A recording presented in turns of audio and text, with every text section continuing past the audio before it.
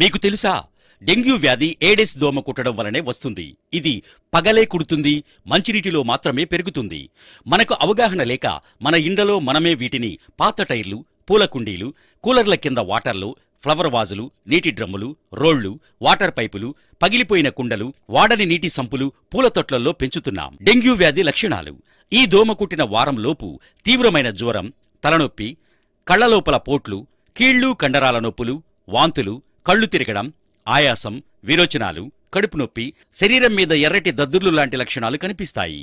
అరుదుగా చిగుళ్ళు, ముక్కు నుంచి రక్తం కారడాన్ని కూడా గమనించవచ్చు. మన శరీరంలో రక్తస్రావాన్ని అరికట్టే ప్లేట్లెట్స్ సంఖ్య గణనీయంగా తగ్గడం, రక్తం పలచబడడం ఇలాంటి లక్షణాలు కనిపించిన వెంటనే డాక్టర్ను సంప్రదించాలి.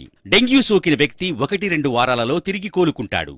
అప్పటి వరకు విశ్రాంతి తీసుకుంటూ మంచి ఆహారం మరియు పండ్లు, పండ్ల జ్యూస్, మంచినీరు, ఓఆర్ఎస్ లాంటి ద్రవ